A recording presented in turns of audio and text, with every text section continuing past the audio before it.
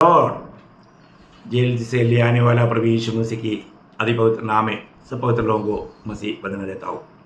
प्रभु की बड़ी अनुग्रह है कि प्रभु ने और भी एक मौका अवसर हमें बना कर दिया। प्रभु की उपस्थिति में रह करके प्रभु की आलोचना प्राप्त करके प्रभु को सम्मान करना यह हमारा कर्तव्य है ना। हमारा समय को ठीक इस्तेमाल करो। हमको समय व्यर्थ करने के लिए थोड़ा भी समय नहीं, इसलिए मिला हुआ समय को हम सही रीति में प्रभु का महिमा के लिए इस्तेमाल करें। हम लोग पिछले दिनों में ज्ञान रहित जीवन वो हमें धोखा देगा, क्योंकि अज्ञानता पाप का मादा है और लोग मानव इसी कारण फूल में पड़ करके धोखा खाता है। ये प्रभु यीशु मसीह ने बताया। तो हमें सच्चा ज्ञान कहाँ से मिलेगा? प्रभु का वचन में बना रहने से। यीशु मसीह ने खुद यूहन्ना 8 अध्याय का 31-32 वचन में प्रभु बोला, वो बात आपको याद है। तो जब तुम सत्य जानोगे, कब? जब वचन पर बना रहेगा। तो वचन पर बना रहने वाला ही सच्चाई जानेगा, सच्चा ज्ञान मिलेगा। तो उस सच्चा ज्ञान के साथ जीने वाला 6 बातों के बारे में बोलने के लिए मैंने आरंभ किया। 4 बात बोल दिया अभी तक, आपको याद होगा। पहले हमने बोला था कि पवित्र आत्मा तुम में वास करता है, क्या ये तुम नहीं जानता? बोले मतलब आज भी बहुत पवित्र लोग, जो उदार पाए हुए लोग, उन लोग ये समझ नहीं रहता। प्रियो, सच में एक भेद है ना। पड़ोसियों पहला अध्याय का 27 वचन की आखिरी भाग में पौलुस जब ये बात बताता ना, ये एक भेद के रूप में बोलता है। और वह यह है कि मसीह जो महिमा की आशा है तुम्हें रहता है। हाँ, देखिए वो भेद ये है, वो भेद, उस भेद की महिमा का मूल्य क्या है? हाँ, उस भेद की महिमा का मूल्य क्या है? और वह यह है, कि मसीह जो महिमा की आशा है तुम में रहता है। हाँ, वो एक भेद है। देखिए मतलब बाकी लोगों को वो नहीं मालूम, परंतु प्रभु ने वो बात हमें प्रकट करके दिया। ये उदार पाए हुआ सबको जानना चाहिए, है ना। सच्चा उदार पाए हुए लोगों में आशा है, दुनिया के लोगों को आशा नहीं, क्योंकि वो जीवित आशा, वो महिमा का आशा हमें रहता है। आज दुनिया के लोगों को प्रभु को भी नहीं जानता, हमको भी नहीं जानता। वो आपको पहला यूहन्ना 3 अध्याय का पहला वचन की आखिर में लिखा, आपको याद होगा, है ना। पहला यूहन्ना 3 का 1 का आखिरी में, इस कारण संसार नहीं जानता क्योंकि उसने उन्हें भी नहीं जाना। हाँ, देखो हमको नहीं जानता, क्यों? क्योंकि प्रभु को भी नहीं जानता। जो प्रभु को नहीं जानेगा तो हमको कैसे जानेगा? प्रभु को नहीं जाना वो लोग प्रभु के लोगों को भी नहीं जान सकता। तो इसका मतलब क्या है कि मैं आपको ये बात बताया कि हम में प्रभु का आत्मा रहता है, और प्रभु की आत्मा नहीं है तो मसीह का जन्म नहीं, ये तो क्लियर बात है। दूसरा हमने देखा था, थोड़ा सा कमीर पूरा मानव गूंदे हुए आटे को कमीर कर देता। आपको मालूम है कमीर जो है बुराई है, पाप है ना। तो मैंने 4 प्रकार का कमीर के बारे में आपको बताया, दोहराने के लिए टाइम नहीं। और तीसरा हमने पिछले दिन में देखा था, कल देखा था कि पवित्र लोग दुनिया का न्याय करेगा और दूधों का भी न्याय करेगा। अब देखिए प्रियो, प्रभु ने हमको मतलब राजा बनाया है, पर अभी तक हम राज करना शुरू नहीं किया, अभी तक हम सेवा में लगा हुआ है। अब देखिए हम लोग प्रभु के साथ 1000 साल राज करेगा और हम अनंत काल में भी राजा रहेगा। कितना बड़ी बात है ना। ये बात हमने देखा था। और 4वां बात हमने देखा, अन्यायी लोग परमेश्वर के राज्य में प्रवेश नहीं करेगा। प्रियो, हमारे जीवन में इसी कारण हम लोग मतलब एक इतना धर्मी होकर के किस रीति में जीवन बिताना चाहिए, बहुत बड़ी बात है। हम लोग एक समय में अन्यायी लोग था, हम लोग प्रभु से दूर थे, प्रभु हमारे जीवन में नहीं थे, प्रभु को हम नहीं जानते थे, हम अपनी मनमानी में जीवन बिताते थे। और अभी हम प्रभु का इच्छा जान करके उसकी राहों पर चलना, यीशु मसीह ने हमें दिया आदर्श पर चलना, हर एक उदार पाए वाले लोगों का कर्तव्य है। तो आज मैं आपको 5 वर्षे ये 2 पॉइंट भी आपको बताना चाहूँगा। उसमें 5वां पॉइंट ये है, पहला कुरिन्थी उसका 6 अध्याय उसका 15 वचन। क्या तुम नहीं जानते कि तुम्हारी देह मसीह के अंग है? देखा, यह जानकारी चाहिए प्रिय।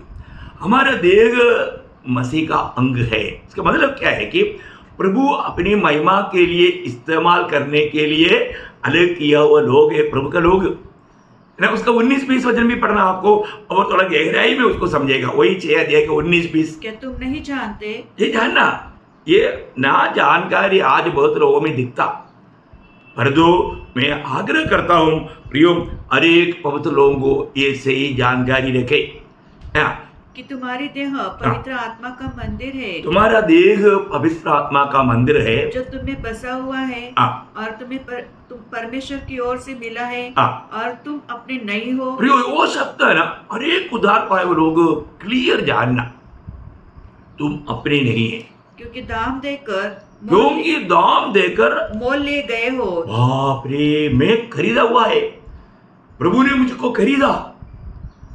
प्रियो, ये एक्चुअली है ना, पहले जमाने में जो गुलामी में मनुष्य को भेजता था, है ना, उस अर्थ में ये बात को गहराई में जानना। प्रभु ने इसको खरीदा है, वो प्रभु का इच्छा निभाने के लिए, वो स्वामी की इच्छा निभाना उस गुलाम का कर्तव्य है।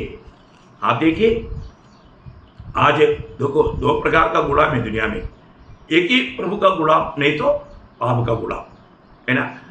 बहुत हमें अच्छी तरह जानना, आज मैं प्रभु यीशु मसीह पर विश्वास करके उद्धार पाया है तो मुझ में कोई अधिकार नहीं, क्योंकि मैं प्रभु का खरीदा हुआ है। मेरा हर एक अंग, है ना, प्रभु की महिमा के लिए, प्रभु को इस्तेमाल करने के लिए प्रभु ने दुनिया में रखा, है ना। एक बार मैंने ये पढ़ा था, वाचवानी बोलकर प्रभु का एक महान दास था, उन्होंने जब ट्रेन में यात्रा कर रहा था, उस यात्रा में उधर आपको मालूम है लंबा सफर में जवान लोग क्या करता, टाइम पास के लिए ताश खेलता, तो ताश खेलने के लिए उसको भी बुलाया। तब उसने बोला, मैंने मेरा हाथ नहीं लाया है।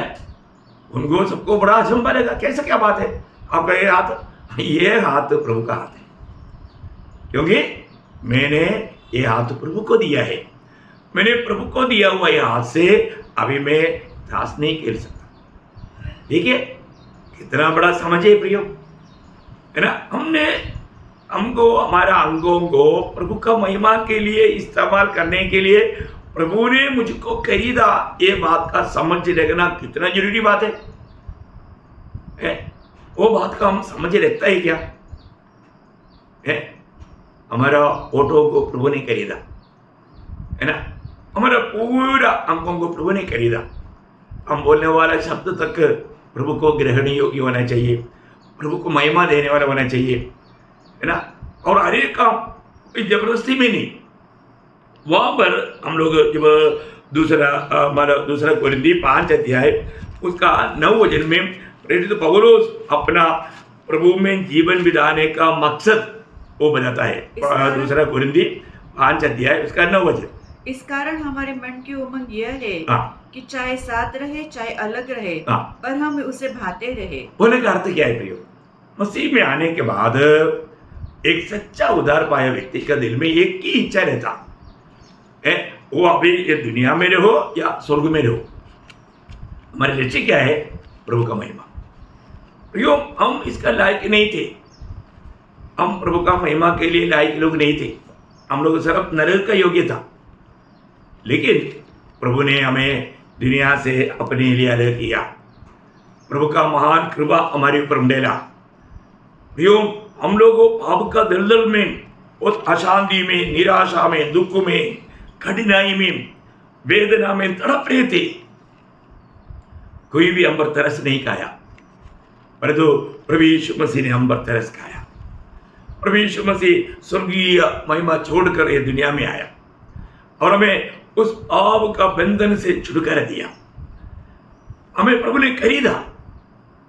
आज ये सच्चाई का ज्ञान उद्धार पाया हुए लोगों में कार्य करना चाहिए, परंतु इस पीढ़ी में हम देखते हैं कि इसका प्रकाश बहुत लोगों में नहीं है ना। वही दूसरा कोरिन्थी 5 अध्याय उसका 14-15 वचन में पौलुस क्या कहता है, जब वही अभी हमने पढ़ा था ना, वही दूसरा कोरिन्थी 5 अध्याय उसका 9 और 10 वचन। इस कारण दूसरा कोरिन्थी 5 अध्याय का 14 और 15 वचन, सॉरी। क्योंकि मसीह का प्रेम हमें विवेश कर देता है। देखा, मसीह की प्रेम हमको विवेश कर देता। देखिए, प्रभु का प्रेम, प्रियो, हमने प्रभु का प्रेम पाया। और प्रभु ने प्रभु का प्रेम पवित्र आत्मा के द्वारा हमारे दिल में डाला है करके रोमियो 5:5 में हम बढ़ता है। बहुत बड़ी बात है। प्रभु का प्रेम, प्रभु की आत्मा हमको विवेच करता। किसके लिए विवेच करता? इसलिए कि हम ये समझते हैं कि जब एक सबके लिए मरा तो सब मर गए, और वह इस निमित्त सबके लिए मरा कि जो जीवित है वे आगे को अपने लिए न जिए। देखा, इसका मतलब ये दुनिया में जब तक हम जीवित है वो अपने लिए नहीं जीना, अपने लिए नहीं जीना प्रियो। फिर किसके लिए जीना? परंतु उसके लिए जो उसके लिए मरा और फिर जी उठा। हाँ, जो हमारे लिए मरा और जी उठा। देखिए, हमारे लिए मरा और जी उठा वो कौन है? प्रभु यीशु मसीह। इसका मतलब हम मसीह के लिए जीना, हम अपने लिए नहीं जीना।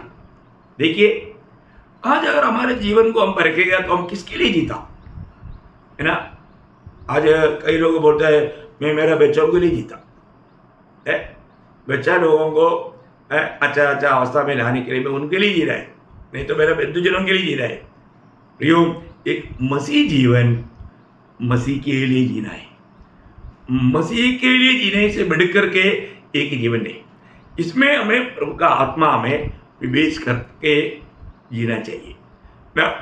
उसका एक सुंदर वर्णन रोमियो का पत्री में 14 अध्याय उसका 7-8 वचन में पौलुस कहता है। आपको याद होगा, रोमियो उसका 14 अध्याय उसका 7 और 8 वचन, क्योंकि हम में से न तो कोई अपने लिए जीता है। देखिए, उधार पाए हुए लोगों के बारे में यहाँ पर पौलुस को भी इंक्लूड करके उसमें मिला करके बोलता है, हम में से कोई भी अपने लिए नहीं जीता और न कोई अपने लिए मरता है। देखा, अपने लिए कोई मरता भी नहीं।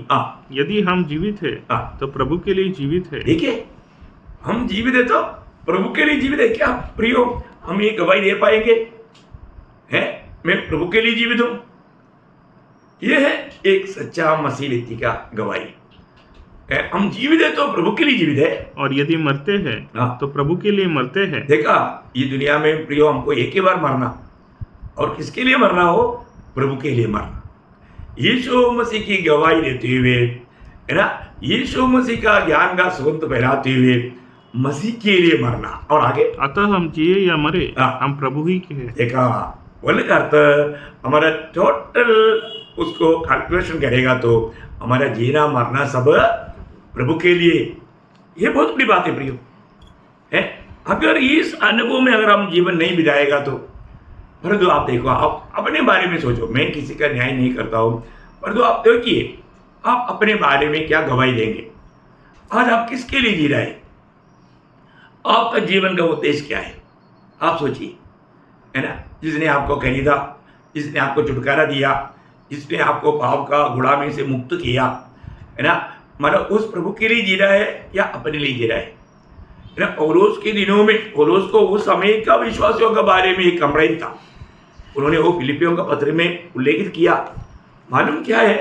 फिलिपियों 2 अध्याय उसका 21 वचन, क्योंकि सब अपने स्वार्थ की खोज में रहते हैं। देखा, सब लोग अपने स्वार्थ की खोज में रहता, न कि यीशु मसीह। देखिए, अरे मसीह लोग अपने स्वार्थता का पीछे जा रहा है, प्रभु के लिए उसको समय नहीं। तो ये दुखदायी बात है, वेदनाजनक बात है ना। प्रभु ने विश्वासियों की जान करके हमें दुनिया से अलग किया प्रभु का महिमा के लिए, परंतु हम प्रभु में आने के बाद मैंने उधार पाया, परंतु अभी उसको प्रभु में नहीं दिखता, दुनियादारी में दिखता, दुनिया के पीछे भागता, मसीह को प्राप्त करने का उत्साह नहीं। कितना दुखदायी बात है ना, वेदनाजनक बात है। तो मुझे सुनने वाला आप सब लोग अपने आप को परखना कि आज मैं प्रभु का एक इस्तेमाल होने के लिए अलग किया हुआ एक अवयव है, ये जानकारी हमारे जीवन में होना चाहिए। और ये जानकारी लेकर के जीवन नहीं बिताएगा, आनंददा के लिए हमें बड़ा नुकसान है। और आखिरी बात भी बोल करके मैं समाप्त करूंगा, वो उसके लिए आप पढ़ेंगे 1 कुरिन्थी उसका 9 अध्याय उसका 24 से 26 वचन। 1 कुरिन्थी उसका 9 अध्याय उसका 24 से 26। क्या तुम नहीं जानते कि दौड़ में तो दौड़ते सभी है, परंतु इनाम एक ही ले जाता है। तुम वैसे ही दौड़ो कि जीतो। देखिए, जीतने लायक दौड़ो। दौड़ने वाला सब दौड़ता है, परंतु एक को ही इनाम मिलता। तो तुम इनाम पाने लायक दौड़ो। तुमको ये जानकारी चाहिए है, मतलब सब लोगों को इनाम नहीं मिलता, एक को ही मिलता। तो एक कौन होना चाहिए है? मुझे सुनने वाला सब पवित्र लोग ये चाहना चाहिए, वो व्यक्ति मैं बन जाऊं है। और आगे, हर एक पहलवान सब प्रकार का संयम करता है। वे तो एक मुरझाने वाले मुकुट पाने के लिए ये सब करते हैं, परंतु हम तो उस मुकुट के लिए करते हैं जो मुरझाने का नहीं। इसलिए मैं तो इसी रीति से दौड़ता हूँ, परंतु लक्ष्यहीन नहीं। मैं भी इसी रीति से मुक्के से लड़ता हूँ, परंतु उसके समान नहीं जो हवा पीटता हुआ लड़ता है। बोले अर्थ, मेरा ये दौड़ व्यर्थ नहीं दौड़ता हूं मैं। प्रियो, बहुत संयम के साथ, बहुत धीरज के साथ है ये दौड़ में करता हूं। आप देखिए है ना, अपने जीवन में अब मैं मसीह में विश्वास किया वो व्यक्ति, उनका दौड़ शुरू हो गया। आपको मालूम है ना, बहुत लोग मैराथन दौड़ों में है, कई लोग क्या करता, शुरू में बहुत स्पीड में दौड़ता, थोड़ी देर के बाद में वो तक करके आकर वो दौड़ में धीमा होकर के चलना शुरू कर देता, आकर फेल हो जाता। अयो, ऐसा नहीं होना। हमारे जीवन में प्रभु में आने के बाद में हमको एक बराबर का दौड़, और वो दौड़ में धीमा कभी नहीं होना, ये बात में सावधान लेना है ना। अभी गलातिया मंडली के लोगों के बारे में प्रभु का दास तो खोल के गवाही देता है। देखिए ना, गलातियों 5 अध्याय उसका 7 वचन में हम लोग क्या पढ़ते हैं। देखिए, गलातियों 5 का 7। तुम तो भली भांति दौड़ रहे थे, अब किसने तुम्हें रोका? किसने तुम्हें रोका? देखो, अभी तुम्हारे दौड़ में क्या हो गया, तुम्हारा दौड़ कैसे धीमा हो गया? तुम अच्छा दौड़ रहा था है, कौन तेरे पाँव में जंजीर डाला है? तो इतना धीमा होने का कारण क्या? देखिए प्रियो, आज अपने आप को पूछो, मेरा आत्मीय जीवन का दौड़, उस दौड़ में मैं किसी प्रकार भी धीमा हुआ क्या है ना? प्रभु में आने के टाइम पर वचन पढ़ने में, गवाही देने में, सुसमाचार सुनाने में, है ना, प्रार्थना करने में, सब बात में लोग बहुत उलझाई रहता, और तो कई बार धीरे धीरे उनका उत्साह बुझ जाता। प्रियो, प्रभु का लोगों में अगले से बढ़कर हमारा ये दौड़ में जोर लगना चाहिए, क्योंकि हम बहुत प्रभु का आगमन का निकटता में आया। एक एक दिन हमको जो मिल रहा है, हम प्रभु के और भी आगमन का निकटता में, नहीं तो हमारा ये दुनिया के यात्रा का एंड होने का या मृत्यु का निकटता में हमारा है। तो बहुत बड़ी बात है प्रियो, हमको ज़्यादा समय नहीं मिलता, लेकिन जो मिला हुआ समय हमें इसे ही प्रकार दौड़ना है ना। आज बहुत जब एक्लेशियंस में उपदेशक का किताब में 7 अध्याय उसका 8 वचन का शुरुआत में एक चेतावनी ऐसे दिया, किसी काम के आरंभ से उसका अंत उत्तम है। देखिए, आरंभ से भी अंत उत्तम होना चाहिए है ना। आज हमारा दौड़ को देखेगा तो पिछले दिनों से बढ़ करके है ना, आज मेरा दौड़ अच्छा है कि नहीं, पहले से भी बेहतर रीति में मैं दौड़ पा रहा है कि नहीं, मेरे दिल क्या गवाही देता है, ये जानकारी बहुत अच्छी बात है प्रियो है ना। हमें ये जानकारी लेना चाहिए। पहले तो आज बहुत से लोगों के जीवन में हम देखता है तो उनका आत्मीय जीवन में बहुत प्रकार का गिरावट आ गया है। कई लोगों ने दौड़ना ही छोड़ दिया। वो लोग, उनका अवस्था क्या हो गया मालूम है? जब गलातियों का पत्री 3 अध्याय है उसका 3 वचन, गलातियों 3:3, क्या तुम ऐसे निर्बुद्धि हो कि आत्मा की रीति पर आरंभ करके, आत्मा का रीति में आरंभ करके अब शरीर की रीति पर अंत करोगे? अयो, ये कितना वेदनाजनक बात है प्रियो है। आत्मा में आरंभ करके शरीर में अंध करता है।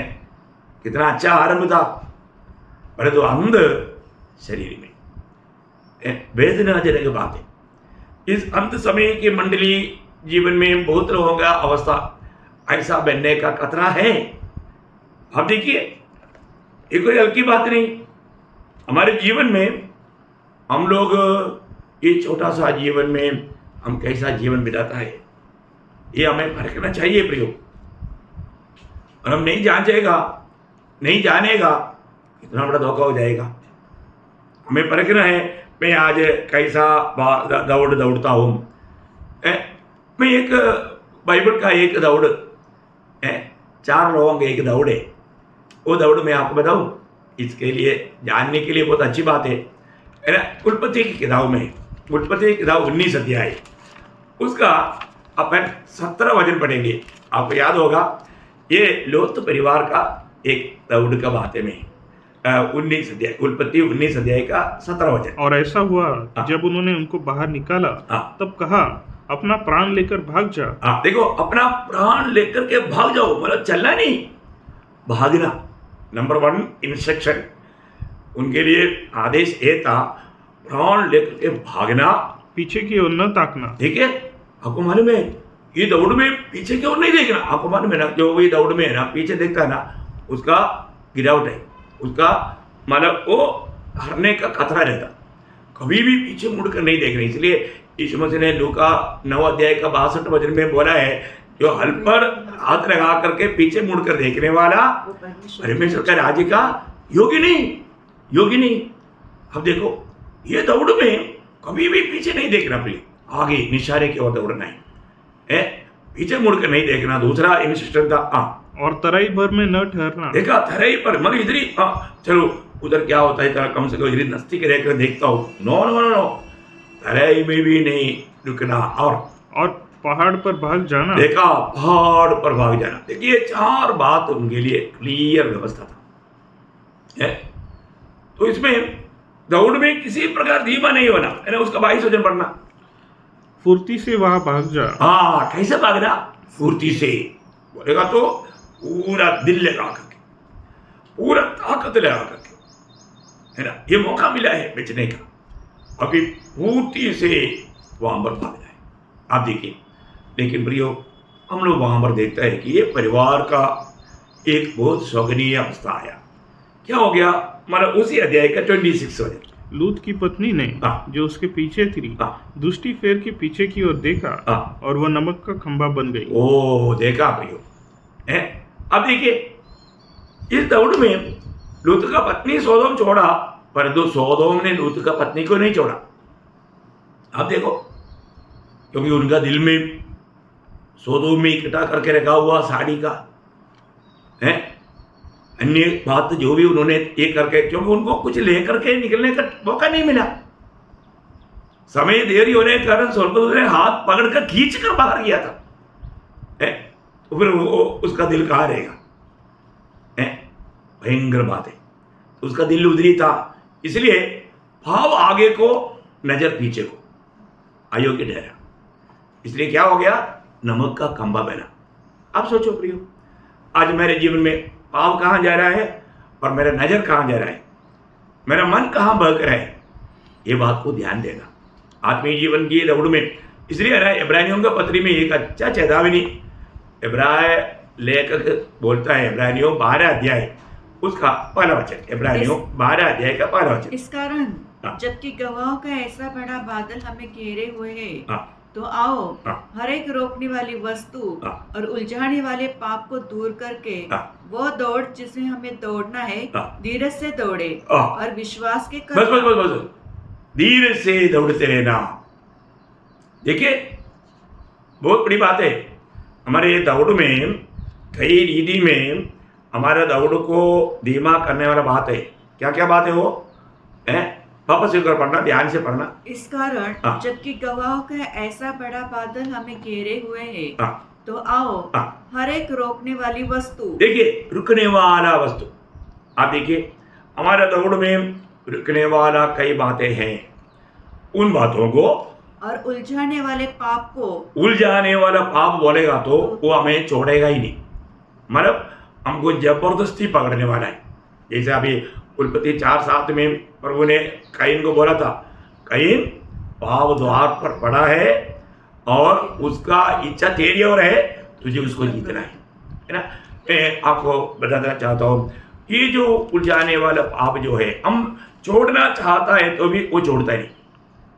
अब देखिए ऐसा पाप रहता, कई लोग शराब पीना नहीं चाहता, लेकिन समय आएगा वो शराब शौक पे ही जाता है, छोड़ता ही नहीं ना। एक बार क्या हुआ, हमारा बारिश का टाइम था, बाढ़ आया, नदी भर करके बह रहा है। उस समय में बहुत से घर टूट गया, घर से बहुत सामान जा रहा है। कई लोग भरने वाला बर्तन को, चीज़ों को भरने के लिए किनारे में खड़ा है। तो एक बार एक व्यक्ति ने देखा एक कंबल का बंडल बह करके आ रहा है। अभी बारिश के टाइम में ठंडी भी होता है, चलो ठंडी से बच जाएगा सोच करके वो व्यक्ति ने नदी में उड़े मारा, जाकर के वो बंडल पकड़ा।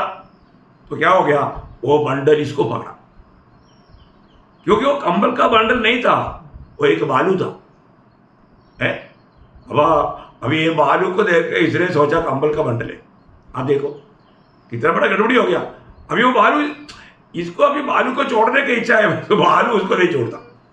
देखिए ऐसा कई पाप है, कई ऐसे पाप है वो आपको लेकर के ही जाएगा। आप देखिए, तो उस उलझाने वाला पापों को भी दूर करके दौड़ना चाहिए, उसको साथ लेकर नहीं चलना। नहीं तो आपको, आप कैसा दौड़ना चाहिए ऐसा आप दौड़ नहीं पाएगा, आप थक जाएगा। अपने जीवन में इस दौड़ में हमें सावधान रहना। और उस एक बात का गवाही देते हैं, आपको याद होगा जब फिलिपियों का पत्री उसका 3रा अध्याय उसका 14 वचन में, शायद आपका 13 से पढ़ना पड़ेगा शायद। ये मतलब नहीं कि मैं पा चुका हूँ या सिद्ध हो चुका हूँ, पर उस पदार्थों को पकड़ने के लिए दौड़ा चला जाता हूँ जिसके लिए मसीह यीशु ने मुझे पकड़ा था। हे भाइयों, मेरी भावना यह नहीं कि मैं पकड़ चुका हूँ, परंतु केवल एक काम करता हूँ कि जो बातें पीछे रह गई है उसको भूलकर, जो भी पीछे की बातों को भूलकर आगे की बातों की ओर बढ़ता हुआ निशाने की ओर दौड़ा चला। 14 वचन में है, हमारा कभी कभी आगे पीछे हो जाता। तो मैं निशाने की ओर दौड़ा जा रहा हूं। देखिए, आप सोचो प्रियो, आप प्रभु में आने के बाद में आप आज आपका लक्ष्य क्या है? आप क्या प्राप्त करने के लिए आज जी रहे हैं? ये हमें जानना। पौलुस बोलता है, मैं मसीह को प्राप्त करूं, मैं मसीह में पाया जाऊं। मुझे जो परमेश्वर ने ऊपर बुलाया, उस बुलाहट का योग्य दौड़ करके मैं अपना लक्ष्य में पहुंचूं। उसका एक ही लक्ष्य यीशु मसीह था। प्रियो, आज हमारे जीवन का लक्ष्य क्या है? आज हमारा दौड़ कैसा है? ये बात को हमें पढ़कर देखना है ना। मतलब अपने जीवन में आज अगर अपने जीवन पढ़ेगा तो हमारे दिल क्या गवाही देगा? यहाँ पर पौलुस वही फिलिपियों उसका 2रा अध्याय उसका 16 वचन में पौलुस एक गवाही देता है कि मसीह के दिन मुझे घमंड करने का कारण हो। देखा, मसीह का दिन जब प्रभु का न्यायासन के सामने मुझे घमंड करने का कारण हो कि न मेरा दौड़ना और न मेरा परिश्रम करना व्यर्थ हुआ। देखा, मेरा कुछ भी व्यर्थ नहीं हुआ, मैं सही प्रकार दौड़ा, है ना। प्रियो, कई लोग दौड़ेगा, दौड़ व्यर्थ हो जाता। मैं कई बार बोला, एशाड़ में शैनी अब्राहम फर्स्ट में आया, लेकिन उनका परिश्रम, उनका दौड़ व्यर्थ हो गया, क्योंकि दौड़ में क्या हो गया, 1-2 बार उनका पाव दूसरे का ट्रैक में गया, इसलिए फोड़ गिना गया। उसको फर्स्ट मिलना ही चाहिए था, लेकिन नहीं मिला।